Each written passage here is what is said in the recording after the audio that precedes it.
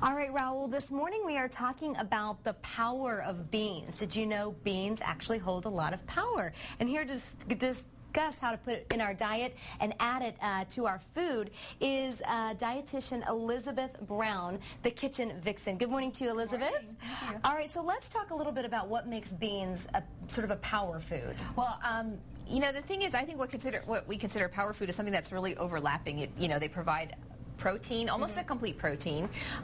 They provide a lot of fiber, almost half your daily allotment actually. They provide a lot of antioxidants and a lot of minerals. A lot of people don't realize how rich in minerals they are, and we're so easily mineral deficient. And, going to our last segment where we talked about food cravings, if you get your minerals, you really do overcome a lot of those cravings that way. So which beans do we need to be eating more of, and which do we kind of need to avoid? That's a great question, but they're all really good. The darker the color, the more powerful the antioxidants, but really all beans fall in those categories. Pinto beans, white beans, black beans, navy beans. I think whatever you like, it's just a matter of incorporating what you like. Lentils as well fall in that same category. Yeah, absolutely. Okay, so you brought some recipes here. Yes. Some things that we could do at home, and you actually make brownies with beans? Yes, this is a popular recipe that circulates amongst dietitians. So I improved upon it, but I didn't create it originally. Okay. But it's basically 2 cans of black beans, or the equivalent of 3 cups, cooked dried beans, and 6 whole eggs. I use free-range eggs, a teaspoon of vanilla extract and baking powder, and a tablespoon of baking powder. And then you have a cup of cocoa, I use sucanat, which is a more nutritious sugar. It's basically dehydrated cane juice. Okay. And chocolate chips. But you mix everything in the blender except for the chocolate chips, and then in the food processor. And then you pour it in your baking dish. Okay. And then you get these wonderful, moist brownies. And if you want to taste it. And you add the and I add the chips on the top? to the top, yes. Oh my goodness, I cannot believe I'm doing this right now. They're so moist and they're so delicious. And I also like to reuse my my lettuce containers, especially when I'm taking them for a that is demo. Surprisingly good. Aren't they wonderful? Wow, and really they're good. really not. They're 5 grams of fat, 5 grams of fiber, I think 5 grams of protein.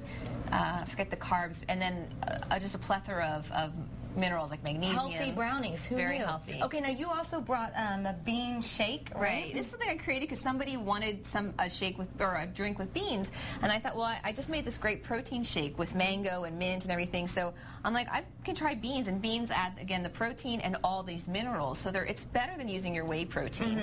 And then I use milk, which adds actually makes it a complete protein. Whenever you use an animal protein with something that's incomplete like beans, you complete it.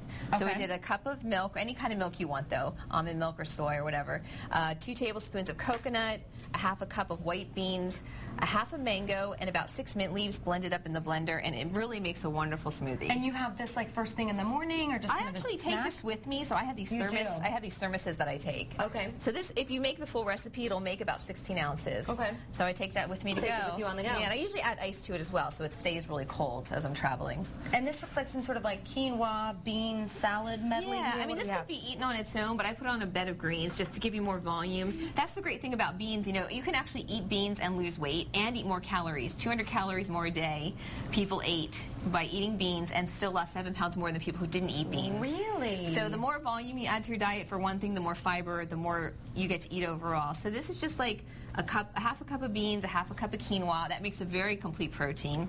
And you have like a half a red pepper chopped. That other half of mango, half goes in my shake, half goes in my salad.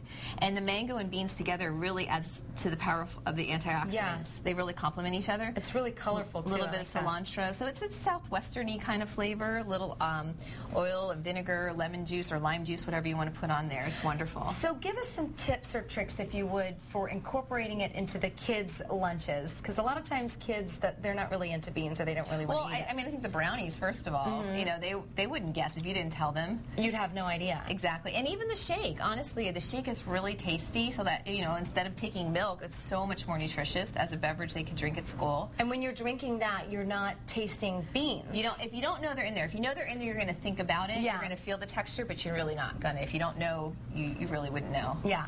So. Thank you so much for this. This has been really interesting. I had no idea the power of beans, and now I know. And the Kitchen Vixen, more information on her is on our website, fox5sandiego.com. You can go there right now and click on that Scene On tab. All right, Raul, back into you. Erica, thank you. Still ahead on the Fox 5 Morning News, the latest on all your top stories.